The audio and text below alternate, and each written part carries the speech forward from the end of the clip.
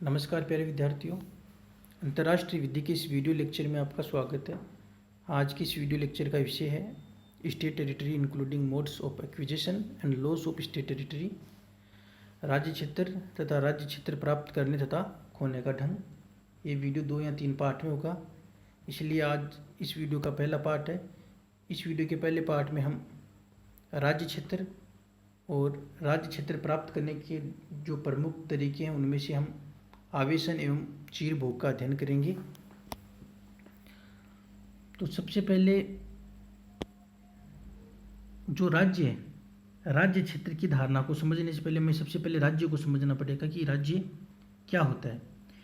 वैसे राज्य के बारे में हमने ये जाना कि राज्य अंतर्राष्ट्रीय विधि के मुख्य विषय है। अंतर्राष्ट्रीय विधि का उद्भव एवं विकास राज्यों के आपसी संबंधों को विनियमित करने के लिए हुआ।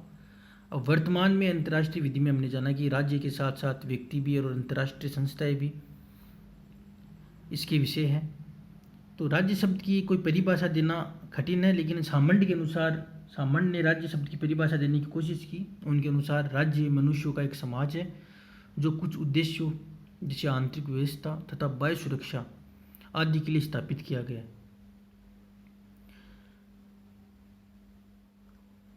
लॉरेंज के अनुसार राज्य एक ऐसा समाज है जो राजनीतिक रूप से संगठित है तथा जिसके सदस्य किसी केंद्रीय सत्ता के अधीन होने के नाते आपस में बंधे हुए हैं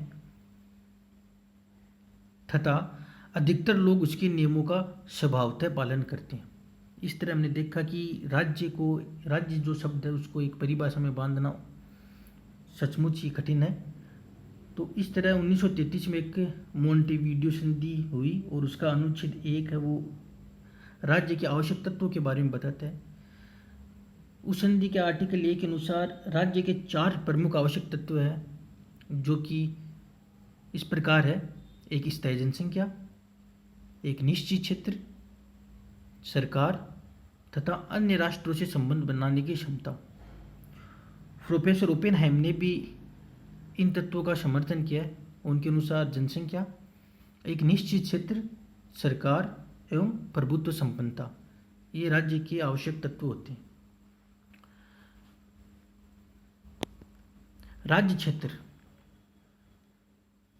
क्षेत्र से तात्पर्य पृथ्वी के उस भाग से होता है जिस पर उस राज्य की प्रभुत्व संपन्नता होती है। राज्य क्षेत्र का यह महत्व होता है कि राज्य क्षेत्र में राज्य की सत्ता उच्चतम होती है, परंतु सत्ता का जो प्रयोग होता है वो अंतर्राष्ट्रीय विधि के अनुसार ही किया जाना चाहिए ताकि अंतर्राष्ट्रीय शांति एवं समृद्धि बनी रहे। और किसी राज्य के क्षेत्र में न केवल भूमि शामिल होती है वरन राष्ट्रीय या आंतरिक पानी जैसे नदियाँ, झीलें आदि भी राज्य क्षेत्र में सम्मिलित होती है। इसके साथ सामुद्रिक पेटी भी राज्य क्षेत्र में शामिल है। सामुद्रिक पेटी जो आधार तट से 12 समुद्री मील जो कि लगभग 22 किलोमीटर का क्षेत्र होता है वो भी स्टेट टेरिटरी के अंतर्गत ही आता है। उस पर राज्य की प्रभुत्व संपन्नता बनी रहती है। इसके अलावा भी महाद्वीपीय मगन तट भूमि, कॉन्टिनेंटल शेल्फ, पार्श्ववर्ती पेटी जो वो भी राज्य क्षेत्र के अंतर्गत आते हैं, उन पर भी राज्य क्षेत्रीयता का विस्तार होता है। अब हम यहाँ पर जानेंगे कि राज्य क्षेत्र को प्राप्त करना अर्थात राज्य क्षेत्र का अर्जन। तो राज्य क्षेत्र का अर्जन क्या होता है कि एक राज्य द्वारा राज्य क्षेत्र के अर्जन एक राज्य द्वारा किसी राज्य क्षेत्र का अर्जन किसी अन्य राज्य क्षेत्र पर प्रभुत्व संपन्नता के अर्जन से है। राज्य उस राज्य क्षेत्र को अर्जित कर सकता है जो पहले किसी अन्य राज्य के प्रभुत्व संपन्नता के अधीन हो या जो किसी अन्य राज्य से संबंधित भी न हो, अर्थात कोई स्वामीहीन जो क्षेत्र होता है उसका भी अर्जन किया जा सकता है। जो राज्य क्षेत्र के अर्जन में आज हम जो प्रमुख 2 ढंग पढ़ेंगे, आवेशन और चीर भोग। तो उसमें सबसे पहले हम आवेशन को पढ़ेंगे कि आवेशन क्या होता है। जो आवेशन शब्द है उसकी उत्पत्ति रोमन शब्द ऑक्यूपेशिया से हुई है जिसका तात्पर्य होता है स्वामीहीन क्षेत्र। ओपेनहाइम के अनुसार आवेशन एक ऐसा कार्य है जिसके द्वारा कोई राज्य अपने या उस प्रदेश पर प्रभुत्व संपन्नता प्राप्त कर लेता है जिस पर किसी दूसरे राज्य की प्रभुत्व संपन्नता नहीं है। आवेशन में एक प्रसिद्ध मामला है पामाज द्वीप विभाजन, जो 1929 का है, और ये अमेरिका एवं नीदरलैंड के मध्य आवेशन का प्रश्न था। तो इसमें यह बताया गया कि आवेशन के लिए जो प्रमुख दो तत्व होते हैं वो है प्रभुसत्ता स्थापित करने की इच्छा और उसका वास्तविक प्रयोग या उपयोग। इसमें क्या था कि जो पामाज द्वीप था उसको स्पेन ने अमेरिका को स्थानांतरित किया था, जिस पर जो नीदरलैंड था उसने आक्षेप उठाया। तो इसमें यह कहा गया कि इस द्वीप को स्पेन ने खोजा, इस बात की कोई साक्ष्य नहीं है, लेकिन जो नीदरलैंड है उसका वहाँ पर कब्जा भी था और उसके साथ रहने वालों के साथ संपर्क भी स्थापित थे। और जो 1700 से ही वो नीदरलैंड के प्रदेश का एक भाग था। तो न्यायालय ने इसमें निर्णय दिया था कि पामाज द्वीप नीदरलैंड का एक भाग है, जिसको उसने आवेशन द्वारा अपने प्रदेश में मिला लिया था। तो जो ये इस वाद में जो प्रमुख आर्बिट्रेटर थे उनका नाम था मैक्स वेबर।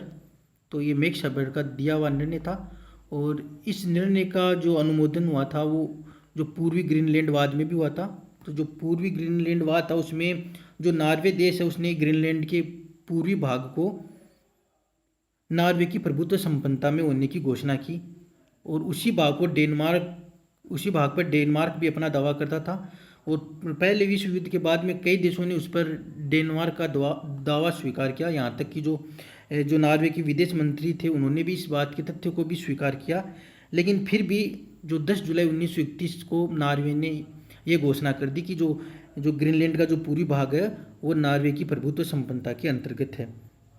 तो इसका डेनमार्क ने विरोध किया, और डेनमार्क ने यह भी कहा कि नॉर्वे ने इस बात को माना कि जो ये पूर्वी ग्रीनलैंड का ये भाग है ये डेनमार्क के अंतर्गत ही है। लेकिन इसके बाद भी इन्होंने ये घोषणा की, तो ये अंतर्राष्ट्रीय विधि के अनुकूल नहीं है। लेकिन दोनों देशों ने अंतर्राष्ट्रीय जो अंतर्राष्ट्रीय न्यायालय की जो समिति थी उसमें दोनों ने अपना क्षेत्राधिकार अंतर्राष्ट्रीय न्यायालय को दे दिया कि आप इस निर्णय को निपटाए। तो इसमें अंतर्राष्ट्रीय न्यायालय ने डेनमार्क के फेवर में ये केस डिसाइड किया। तो जो आवश्यक तत्व है वो हमें हमेशा ध्यान रखना चाहिए आवेशन के संदर्भ में। एक तो प्रभुसत्ता स्थापित करने की इच्छा और उसका वास्तविक प्रयोग अथवा प्रदर्शन। एक न्यू मूर द्वीप का भी वाद इसमें इम्पोर्टेंट है, जो कि भारत और बांग्लादेश के बीच था। ये द्वीप लगभग 12 किलोमीटर क्षेत्र का था, और जो बंगाल की खाड़ी के आसपास के एरिया में ये द्वीप था भारत बांग्लादेश की सीमा पर। और इसमें भारत ने 1971 को भी यूएन और संयुक्त राज्य अमेरिका और यूनाइटेड किंगडम को भी सूचित कर दिया कि ये भारत का इलाका है। जबकि आवेशन में ऐसी कोई सूचना देना ये कोई ज़रूरी नहीं है, लेकिन फिर भी भारत ने अपना आशय इसके द्वारा प्रदर्शित किया, और इस पर बांग्लादेश द्वारा पहले कोई आक्षेप नहीं उठाया गया था। तो इस पर जो भारत का अधिभोग है ना वो स्थापित माना गया। तो जो आवेशन में जो 3 प्रमुख केस है वो न्यू मूर द्वीप का केस और पामाज द्वीप विभाजन और पूर्वी ग्रीनलैंड का वाद प्रमुख है। तो इसमें क्या है कि प्रभुसत्ता स्थापित करने की इच्छा, जैसे कि कोई एक राज्य एक नए द्वीप की खोज करता है, वहाँ पर अपना झंडा लगा देता है, और उसके बाद में दूसरा राज्य उस द्वीप को आवेशन द्वारा प्राप्त कर लेता है, और कुछ राज्यों पश्चात जो दूसरा राज्य है जिसने उस पर अपना झंडा लगाया है वो उस द्वीप से प्राप्त करना चाहता है। तो ऐसी जो समस्या होती है वो पामाज द्वीप विभाजन केस के आधार पर ही सोल्व की जाती है। इसमें जो फ्रांस बनाम मेक्सिको का एक क्लियरपटन आइलैंड आर्बिट्रेशन केस इसमें बहुत ज़्यादा फेमस है। तो उसमें क्या हुआ कि एक जो फ्रांसीसी जहाज़ का एक लेफ्टिनेंट था, तो वो एक द्वीप के पास जो मेक्सिको से लगभग 1200 किलोमीटर दूर था उसके पास से गुजरा, और उस द्वीप पर अपना फ्रांसीसी झंडा लगाया और उसको फ्रांसीसी क्षेत्र होने की घोषणा की।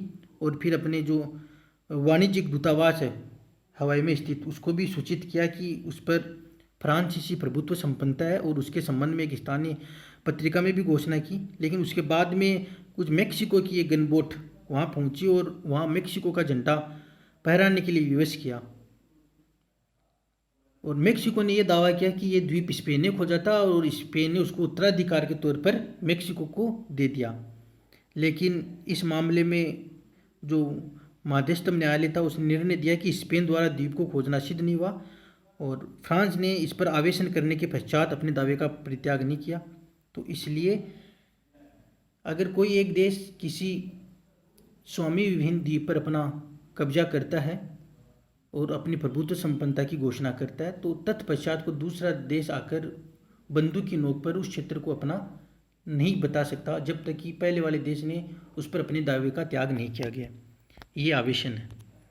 अब जो अंटार्कटिका एवं जो आर्कटिक जो क्षेत्र है, जो निर्जन है, जो बर्फीले महाद्वीप है, उन पर जब आवेदन की बात आती है तो उस संबंध में एक अंटार्कटिका संधि है जो 1 दिसंबर 1959 को बनाई गई है और उसका भारत भी एक सदस्य है। इसका आर्टिकल 1 कहता है कि जो अंटार्कटिका का प्रयोग है ना शांतिपूर्वक प्रयोजनों के लिए किया जाएगा, न कि सैनिक प्रवृत्ति की कार्रवाई के लिए। और इस पर किसी भी प्रकार की कोई आणविक या जो परमाणु आणविक या जो कोई रेडियो सक्रिय अवशेष है उसको भी जमा करना निश्चित है।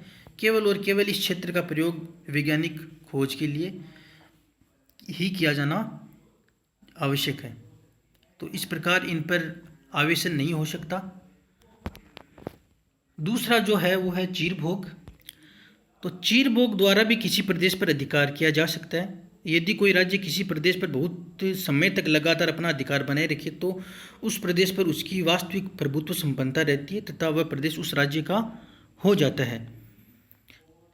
जो चीरभोग है वो किसी प्रदेश पर शांतिपूर्वक बहुत समय तक वास्तविक प्रभुत्व संपन्नता के फलस्वरूप होता है। जैसे कि भारत पर अंग्रेजों ने लगभग 200 साल तक शासन किया, लेकिन उनका शासन वो भारतीयों की इच्छा अनुरूप नहीं था और वो शांतिपूर्वक भी शासन नहीं था और अंत में भारतीयों ने आज़ादी के लिए संघर्ष किया और अंग्रेजों को इस क्षेत्र को छोड़कर जाना पड़ा। तो चीरभोग द्वारा कोई भी राज्य किसी क्षेत्र को तभी प्राप्त कर सकता है जब कुछ शर्तें पूरी हो। तो ये शर्तें इस प्रकार है। कोई राज्य किसी क्षेत्र को चीरभोग द्वारा तभी प्राप्त कर सकता है जब उस क्षेत्र पर उसने किसी अन्य राज्य की प्रभुत्व संपन्नता स्वीकार नहीं की हो। कब्जा शांतिपूर्वक तथा अवरोध रहित होना चाहिए। कब्जा सार्वजनिक होना चाहिए। कब्जा कुछ निश्चित समय तक होना चाहिए। इस संबंध में प्रेतावियर मंदिर का वाद है जो कंबोडिया बनाम थाईलैंड है। तो इस वाद में जो कंबोडिया है उसका कहना था कि जो थाईलैंड ने प्रेतावियर मंदिर के आसपास के क्षेत्र को कब्जा कर लिया है, ये कब्जा कंबोडिया के लोगों के लिए तीर्थ स्थल तथा पूजा स्थल है। तो कंबोडिया ने अंतर्राष्ट्रीय न्यायालय के समक्ष वाद करके ये प्रार्थना की कि न्यायालय ये घोषणा करे कि मंदिर के आसपास का क्षेत्र कंबोडिया की प्रभुत्व संपन्नता के अंतर्गत है तथा थाईलैंड का दायित्व है कि वह उस स्थल से वापस जाए। तो और जो 1954 से जो सेनाएं उसने वहाँ रखी है उसको हटाए। न्यायालय ने कंबोडिया के पक्ष में निर्णय देते हुए कहा कि स्थानीय प्राधिकारियों की खुदाई आदि प्रशासनिक कार्यों से थाईलैंड का दृष्टिकोण इस तथ्य को नकार नहीं सकता कि दोनों राज्यों के मध्य एक निश्चित सीमा रेखा तथा मंदिर का क्षेत्र कंबोडिया की प्रभुत्व संपन्नता के अंतर्गत है। अब ये जो चीरभोग है ये कितनी समय तक होना चाहिए, इसके संबंध में कुछ निश्चित समय नहीं है, लेकिन इसमें एक वॉशिंगटन संधि 1871 है तथा ब्रिटिश गायना पंच निर्णय जो 1899 में दिया गया था उसमें चीरभोगाधिकार की अवधि को 20 वर्ष माना गया है। लेकिन समय की अवधि, उपयोग, क्षेत्र की प्राप्ति, अन्य परिस्थितियों के बारे में अभी कोई सामान्य नियम नहीं है। चीरभोग तभी माना जाएगा जब ये जो 4 शर्तें बताई गई है इनकी पालना पूर्ण तरीके से हो। अब अंत में हम जाने कि जो आवेदन है और जो चीरभोग उसमें क्या अंतर है। तो किसी क्षेत्र पर आवेदन तब होता है जब आवेदन करने वाला राज्य यही इच्छा प्रकट करता है कि प्रभुत्व संपन्नता का उपयोग करेगा, वह वास्तविक प्राधिकार प्रदर्शित करता है, ठीक है, या अपनी जो प्रभुत्व संपन्नता है उसका प्रयोग वास्तव में करता है। और लेकिन चीरभोग से राज्य तब प्राप्त होता है जब तथ्य के रूप में प्रभुत्व संपन्नता का उपयोग शांतिपूर्वक किया जाता है। जब पामाज द्वीप जैसे जो निर्जन है, स्वामी विहीन जो द्वीप होते हैं उनमें एक जो देश उसकी खोज करता है वहाँ पर अपना झंडा लगाता है या अन्य जो देशों को सूचना देता है कि ये उसका क्षेत्राधिकार है, चाहे से वो वहाँ रहे या ना रहे। जबकि चीरभोगाधिकार में रहना या वहाँ पर शासन करना आवश्यक होता है, और वो शासन वो कब्जा वो शांतिपूर्वक एवं अवरोध रहित होना चाहिए। आगे की वीडियो में हम जो अन्य प्रकार है उनका हम अध्ययन करेंगे, जिसमें गिरवी, जनमत, लोकमत आदि आते हैं। धन्यवाद।